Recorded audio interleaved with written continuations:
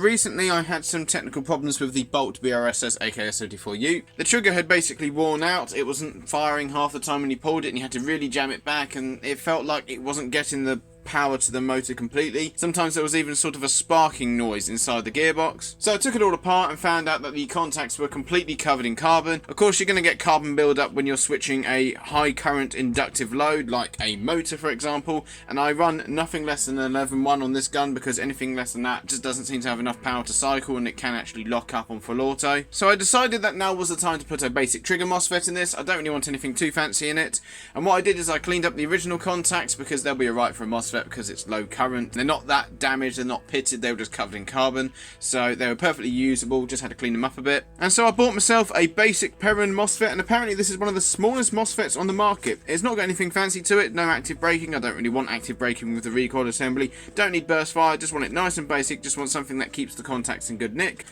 Yeah, we'll have a look. Comes in a nice little box. What we got in here? Bloody hell.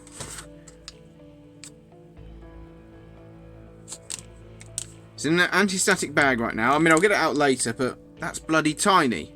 That's bloody microscopic, that. I mean, I need a small MOSFET because the battery space in this gun is not good. It's not generous at all. I, in fact, don't have a battery which fits in the handguard. So I wanted the smallest MOSFET possible. What else we got? Ooh, got a sticker. We all like stickers. And we've got a little leaflet here. There's another sticker there in black. Ooh, they've really spoilt us. It's a Polish company. Oh, I didn't know that. It's a Polish company. Oh, it's in English here. Thank you for choosing our product. In order to fully exploit its potential, read manual available under the link below. Okay, I'll have a look at the manual then. Just looked at their manual. Not gonna lie, could be a bit more detailed when it comes to the connections on the actual MOSFET board. Doesn't really tell you much about what solder pads to connect to. However, we'll have a look. We'll be able to figure it out. Oh my god, that thing is bloody tiny. And for size reference, there's a penny, there's the MOSFET. It is absolutely diddy. That is absolutely microscopic, that. If I remember correctly though, despite it being diddy, it can handle up to about 500-600 FPS at 50 rounds a second or something stupid like that. Of course, we're not doing that, but we do have the recoil assembly. Looking at the solder pads, this will connect in line with the negative connection between the battery and the motor. And we have motor negative, battery negative, and then the other pad on the other side, as far as I can tell, that is a trigger.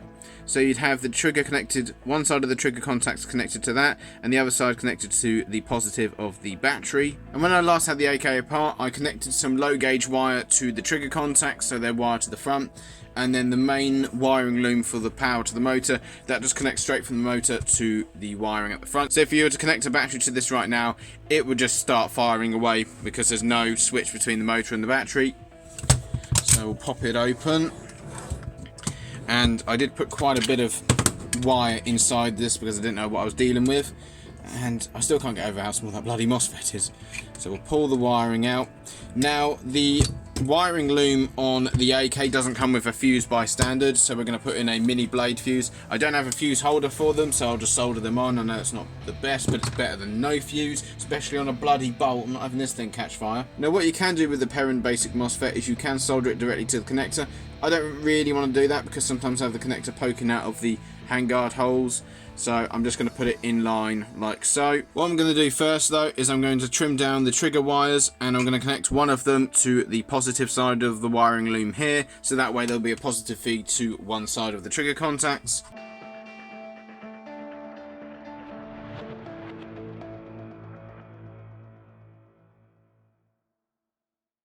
Oh, if you want a more detailed MOSFET guide, then make sure you check out the cards and the description for my detailed sort of guide about AEG wiring, and hopefully that will explain the idea behind a MOSFET a bit better. Probably stripped a bit more insulation off, but it shouldn't matter. Like I said, not going to be much current going through that wire, if any. There we are. Slip a bit of heat shrink over it. Might not look the best, but as long as it doesn't short out, that's the main thing. Oh, don't do this now. There we are. There we go. So that's our positive feed to one side of the contacts. So the battery negative's got to go to the connector side, and then we'll cut it here, and then the motor side will go onto the motor negative. So we're going to tin those pads first.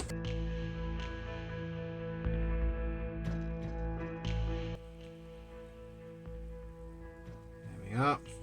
Just realised I've forgotten to solder up a fuse. So we've got a 30 amp mini blade automotive fuse, and we will just tin the legs.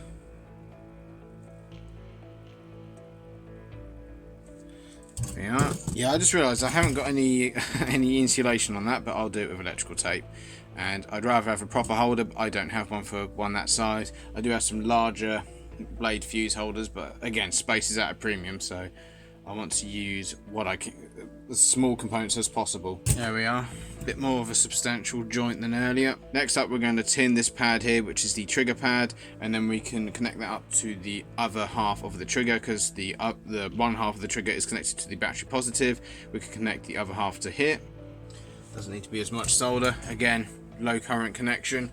Right, so I've tinned the other part of the trigger connection, so we then need to make sure we put the heat shrink on first. We'll put the heat shrink on this side here and thread that. God, there's too many wires. So we've got the heat shrink in place, and then we will slide this wire through like so. Might trim down the tinned end there. And I apologise if this isn't the best view, but it's getting quite fiddly now. Bloody light has run out of gas. Oh well, it's shrunk on enough for now. Put it on semi-automatic, just so if it does fire, the bolt doesn't smash into the selector. Right. Oh well, give it a go. No bang just yet from the MOSFET.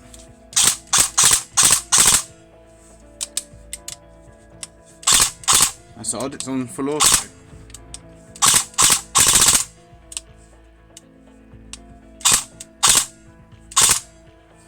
Well, it works, but the next problem is I can't seem to get semi-auto.